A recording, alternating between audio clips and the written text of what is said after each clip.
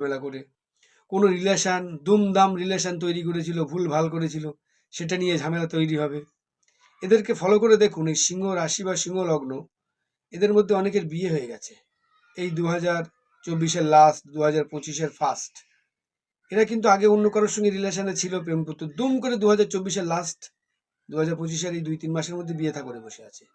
অনেক দিন ধরে যেসব মানুষদের সঙ্গে রিলেশনে ছিল তাদেরকে ছাড়িয়ে দিয়ে হঠাৎ করে একটা রিলেশনে জড়িয়েছে, একদম ভুল রিলেশনে জড়িয়েছে। আর এই ভুল রিলেশন থেকেই কিন্তু একটা ভয়ঙ্কর সমস্যা তৈরি হবে, হবেই সমস্যা।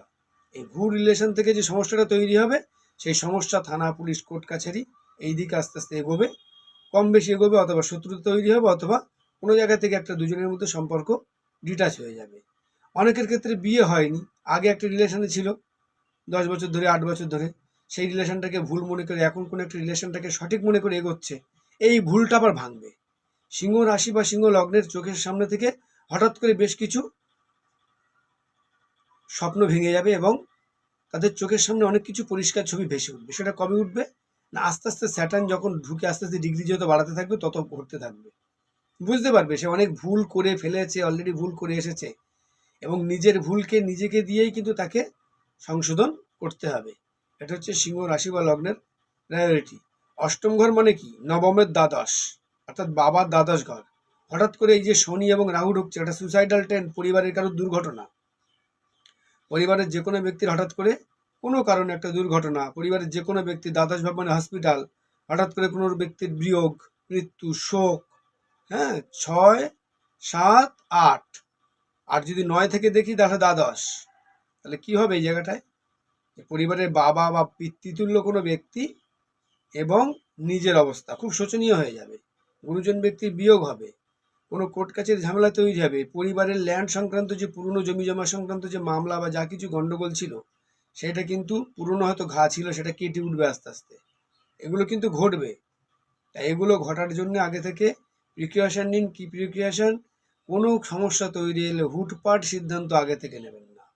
যে রিলেশন, ভুল রিলেশনে অলরেডি তো ঢুকে পড়েছো, কি করবে? যাদের বিয়ে হয়ে গেছে তাদের কথা ছাড়ো, যাদের হয়নি, ভুল রিলেশনটাকে অবজার্ভ করো, করে দেখো যে নতুন রিলেশন তোমরা তৈরি করেছো, সাধারণত অক্টোবর নভেম্বরের পর থেকে যাদের রিলেশন নতুন তৈরি হয়েছে, তারা সেই রিলেশনগুলোকে স্টাডি করো।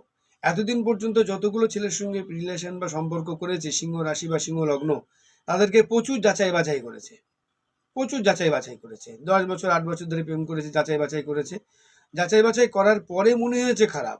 কিন্তু সিংহ রাশি বা লগ্ন যেটা মারাত্মক ভুল করতে যাচ্ছে, নতুন যার সঙ্গে রিলেশনে জড়াচ্ছে অক্টোবর নভেম্বর 2024-এর অক্টোবর নভেম্বর থেকে আপ টু এই জানুয়ারি ফেব্রুয়ারি মার্চের মধ্যে, তাদেরকে কিন্তু অত যাচাই বাছাই করেনি। এতদিন পর্যন্ত যাচাই করে করে খারাপগুলোকে বাদ দিয়েছে, ভালোগুলোকে খারাপ বলে বাদ দিয়েছে, আর এবার খারাপগুলোকে যাচাই না করে কিন্তু আগুনে ঝাঁপ দেওয়ার মতো পরিস্থিতি তৈরি হচ্ছে। সুতরাং ভুল করতে যাওয়ার আগে নিজেকে একটু স্টাডি করে দেখে নাও ঠিক করছো কি না, এটা সবার আগে বুঝতে হবে। কারণ 7.5 একটা ধোঁয়াশা তৈরি করবে, ভালো মানুষকে খারাপ মনে হবে আর খারাপ মানুষদেরকে ভালো মনে হবে, ভুল ইনভেস্টকে ঠিক মনে হবে, ঠিক ইনভেস্টকে ভুল মনে হবে, যে প্রফেশনে লস হবে সেটাকে মনে হবে লাভজনক বলে সেখানে কিন্তু এগিয়ে যাওয়ার একটা প্রবণতা তৈরি হবে। তাই নিজেকে আগে কন্ট্রোল করে নিজেকে দেখো, জাস্টিফাই, প্রয়োজন হয় 3 মাস স্লো যাও, কোনো ডিসিশন নিও না।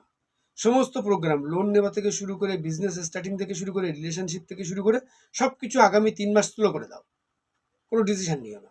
তার কারণ আগামী 3 মাসের মধ্যে কিন্তু শনি তার প্লেসমেন্ট নিয়ে নেবে, রাহু আবার চলে আসবে একাদশে, তখন